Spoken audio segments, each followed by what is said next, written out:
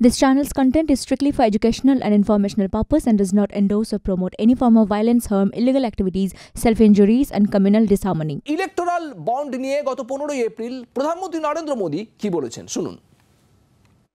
चुनाव में खर्च तो होता ही होता है, कोई इनकार नहीं कर सकता है। मेरी पार्टी भी करती है, सब पार्टियां करती हैं, कैंडिडेट भी करते हैं और पैसे लोगों से लेने पड़ते हैं, सब पार्टियां लेती हैं।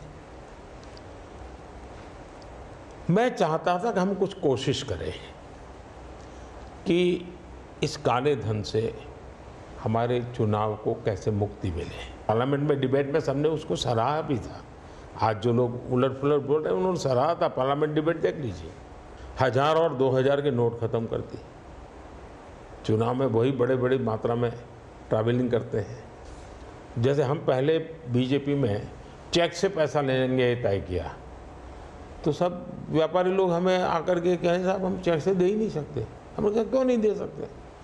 बोले हम चेक से देंगे तो हमें लिखना पड़ेगा, हम लिखेंगे तो जो सरकार है वो देखेगी कि ये विपक्ष को इतना पैसा दिया तो हमें तो वो परेशान करेंगे।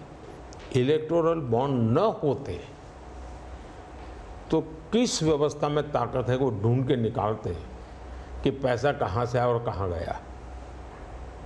ये तो इलेक्टोरल बॉन्ड की सक्सेस स्टोरी है कि इलेक्टोरल बॉन्ड थे तो आपको ट्रेल मिल रहा है मनी का कि किस कंपनी ने दिया, कैसे दिया, कहाँ दिया। अब उसमें अच्छा हुआ बुरा हुआ वो विवाद का विषय हो सकता है। প্রধানমন্ত্রী নরেন্দ্র মোদীর বক্তব্য আপনাদের শোনালাম। ইলেকটোরাল বন্ড করা হয়েছিল আর সেই কারণেই কে কাকে কত টাকা দিয়েছে তা স্পষ্ট হয়েছে। যদিও অভিষেক বন্দ্যোপাধ্যায় তৃণমূল কংগ্রেসের সর্বভারতীয় সাধারণ সম্পাদক, তার বক্তব্য চেক আরটিজিএস এর মাধ্যমে টাকা দিলেও সব বোঝা যেত, কে কাকে কত টাকা দিচ্ছে তা বোঝা যেত, ইলেকটোরাল বন্ডের দরকার পড়ে না।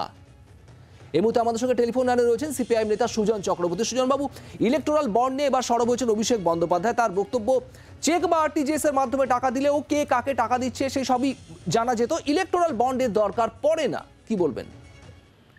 একেবারে বোকা বোকা কথা। অভিষেক বন্দ্যোপাধ্যায় বলছেন ইলেকট্রাল বন্ডের দরকার পড়ে না। তো নিলেন কেন ইলেকট্রাল বন্ডের টাকা? যে মাথায় দিব্যি দিয়েছিল সে ইলেকট্রাল বন্ড নিতেই হবে। ওষুধের কোম্পানির কাছ থেকে টাকা নিয়েছেন, লটারির বাহিনীর কাছ থেকে টাকা নিয়েছেন, তৃণমূলের ফান্ডে নিয়েছেন 600 কোটি টাকা, বিদ্যুৎ কোম্পানির কাছ থেকে টাকা নিয়ে বিদ্যুতের দাম বাড়িয়েছেন, সবাই জানে। আর এখন বলছেন না নিলেই হতো, নেবার কি দরকার ছিল?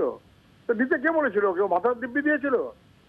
আমি সিপিআইএম করি, আমি এই কথাটা বলতে পারি। ইলেকট্রাল বন্ডের টাকা যাতে না নেওয়া হয় আমরা বারবার বলেছিলাম, ইলেকট্রাল বন্ড যেন না হয় তা বারবার বলেছিলাম। বিজেপি সবচাইতে বেশি সুবিধা পেয়েছে, তৃতীয় সবচাইতে বেশি সুবিধা পেয়েছে, জাতীয় দলগুলোর চাইতেও বেশি সুবিধা পেয়েছে রাজ্যের আঞ্চলিক দল। না বুঝবার কি আছে? লাভ বিজেপির, লাভ তৃণমূলের, লুটের টাকা। আর আমরা তার বিরুদ্ধে কেস করেছি, তাই আজ সব প্রকাশ্য হচ্ছে। এতদিন গোপন করার চেষ্টা হয়েছিল কেন?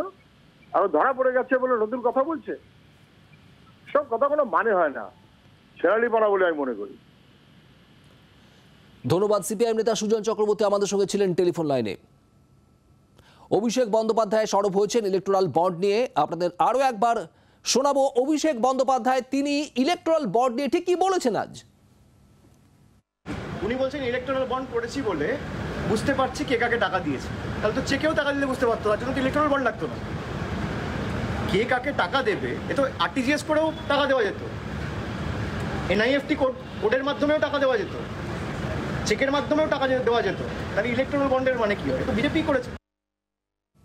প্রধানমন্ত্রী নরেন্দ্র মোদী গত 15 এপ্রিল সংবাদ মাধ্যমকে দেওয়া সাক্ষাৎকারে যে কথা বলেছিলেন যে ইলেকটোরাল বন্ড ছিল বলেই কে কাকে কত টাকা দিয়েছে তা জানা সম্ভব হচ্ছে, তারই পাল্টা প্রতিক্রিয়া অভিষেক বন্দ্যোপাধ্যায়ের এই বক্তব্য যা আপনারা শুনছিলেন।